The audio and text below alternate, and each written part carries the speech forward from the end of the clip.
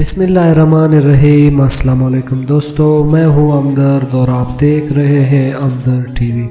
دوستو جب بھی میں کوئی ویڈیو بناتا ہوں وہ تو آپ کو معلوم ہے کہ یا میں ٹاپ 10 پہ ویڈیو بناتا ہوں یا ٹاپ 5 کو لے کے میں کوئی ویڈیو بنا کے اپلوڈ کر لیتا ہوں، لیکن آج کی جو ویڈیو ہے یہ تھوڑا الگ ہے کیونکہ امپورٹنٹ ہے۔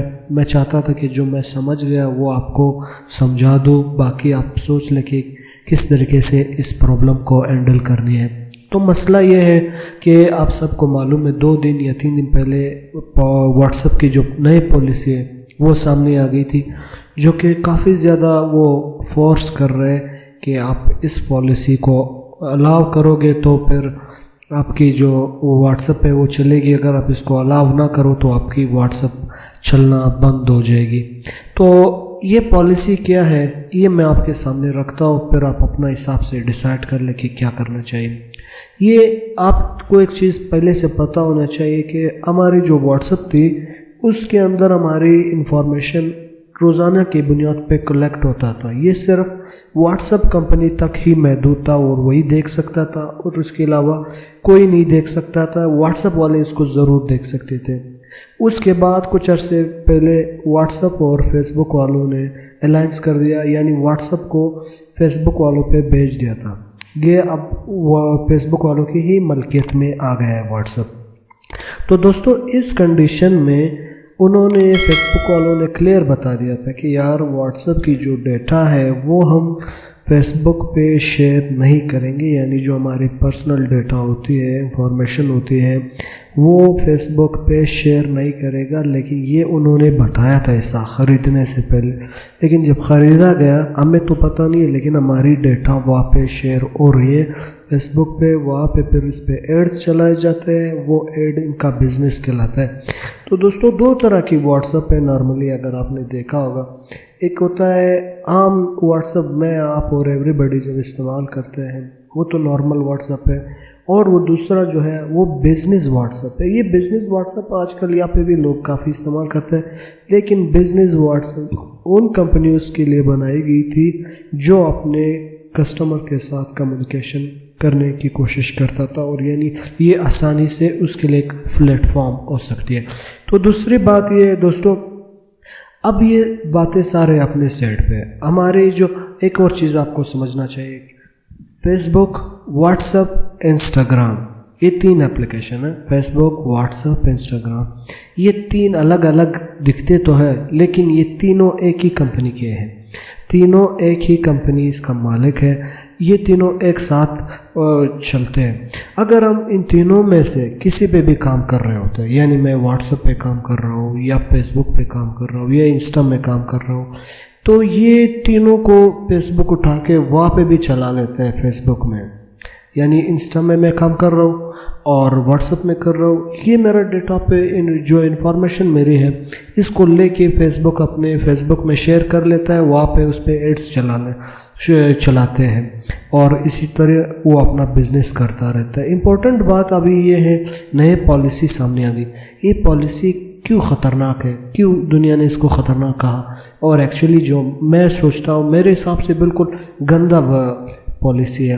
اس پالیسی میں یہ ہے کہ آپ کا لوکیشن، آپ کی battery status, wifi signal, آپ کے ایریا میں کتنا سگنل آ رہا ہے، یہ سب ان کے کنٹرول میں رہے گا۔ یہاں تک کہ آپ کا جو وائی فائی راؤٹر ہے، گھر کے اندر جو ہمارے وائی فائی راؤٹر ہوتے ہیں، یہ وائی فائی راؤٹر بھی ان کے کنٹرول میں ہو سکتا ہے۔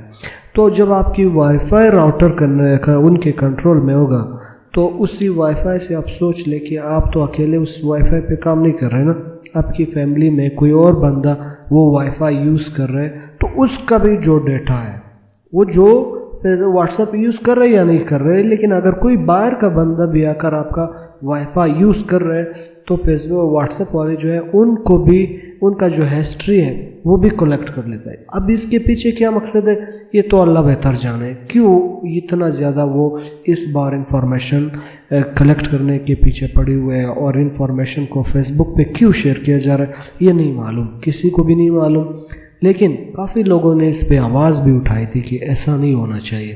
یہ غلط ہے. آپ کسی کی پرسنل ڈیٹا پہ بزنس نہیں کر سکتے, کسی کی پرسنل ڈیٹا آپ شیئر نہیں کر سکتے.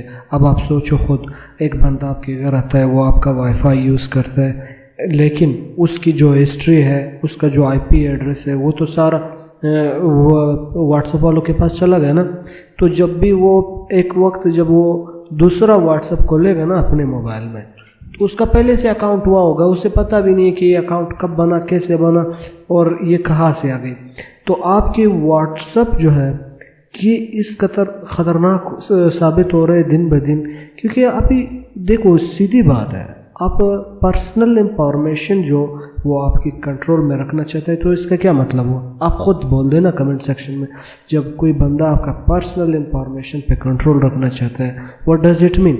آپ کی پروفائل پکچر پہ اس کی کنٹرول ہوگی, جتنی آپ کی ڈیٹا ہوگی, اسپیشلی ابھی اس سے بچا تو نہیں جا سکتا نا, لیکن اتنا کرے کہ اپنا پروفائل پہ تھوڑا دھیان رکھے.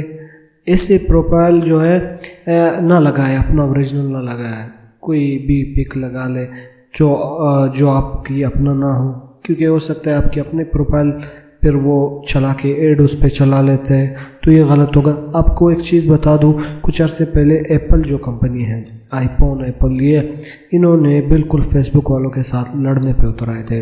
فیس بک والوں نے, ایپل والوں نے کہا تھا کہ آپ یہ 3 جو اپلیکیشن ہے, انسٹا, فیس بک, واٹس ایپ, یہ جب آپ ہمارے جو ایپ سٹور میں رکھتے ہیں تو اس سے پہلے جتنے آپ ہمارے یوزر ہیں اس کو بتا دینا کہ آپ کی کون سی ڈیٹا کب اور کہاں سے ہم کلیکٹ کر رہے ہیں, تاکہ انہیں پتہ تو چلے نا کہ آپ کی ڈیٹا یہاں سے کلیکٹ ہو رہا ہے اور یہاں پہ لے کر اس کو پھر دوبارہ شیئر کیا جا رہا ہے.